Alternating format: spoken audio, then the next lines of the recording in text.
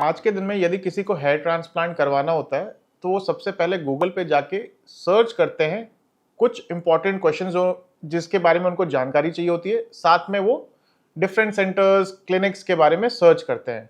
तो आज हम इस वीडियो में ऐसे कुछ सवाल लेके आए हैं जो गूगल पे बहुत ही कॉमनली सर्च टर्म्स में हमें मिला है और हम इन क्वेरीज के द्वारा सारे डाउट्स क्लियर करना चाहेंगे हेयर ट्रांसप्लांट से जुड़ी हुई। When we try to find out कि कौन सा ऐसे क्वेश्चन है जो बहुत कॉमनली आस्क्ड है हेयर ट्रांसप्लांट के अराउंड गूगल पे, तो सबसे पहला सवाल जो था कि हेयर ट्रांसप्लांट होता क्या है।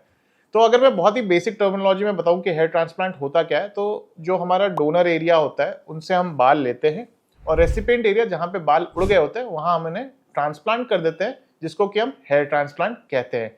जनरली दो टेक्निक्स होती है हेयर ट्रांसप्लांट करने की, एक FUE और FUT। यदि आपको इसके बारे में और जानकारी चाहिए तो हमारे YouTube पे बहुत से वीडियोस पोस्टेड है FUT एंड FUE रिलेटेड, जिससे कि आपको इसकी डिटेल डिस्क्रिप्शन मिल सकती है।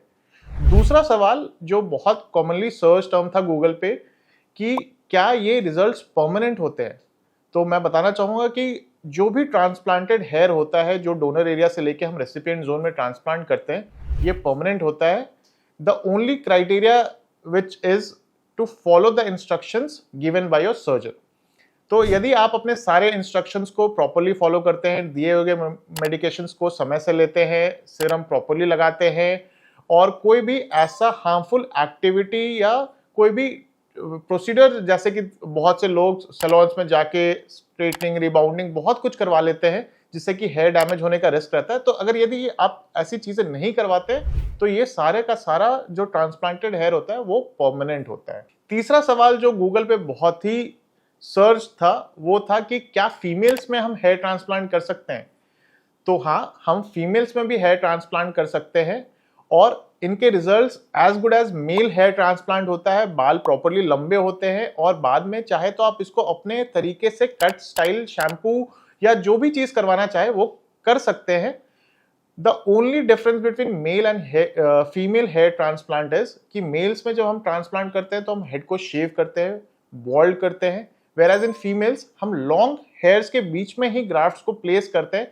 थोड़ा ये टाइम कंज्यूमिंग होता है but results are as good as a shaven head. चौथा सवाल जो बहुत ही कॉमनली पूछा गया है, सर्च किया गया है और मेरे को लगता है कि कई लोगों के ये डाउट भी रहते होंगे कि क्या और कब और कौन से ऐसे कैंडिडेट हैं जो हेयर ट्रांसप्लांट के लिए आइडियल है। तो इसके लिए यदि आप हेयर लॉस एक्सपीरियंस कर रहे हैं, थिनिंग ऑफ हेयर हो चुकी है, you have lost a good sizeable volume of hair from the scalp, आप इस सर्जरी के लिए ऑप्ट कर सकते हैं। ग्रेडिंग की बेसिस पे अगर हम बात करें तो ग्रेड 1-2 में नॉन सर्जिकल ट्रीटमेंट करके हम देख सकते हैं कि क्या रिस्पॉन्स आ रहा है, लेकिन grade 2, 3 and above we should focus more on hair transplant to see a significant change. और इससे आपका जो रिजल्ट है, जो रिवर्सल है, वो बहुत ही बढ़िया होता है।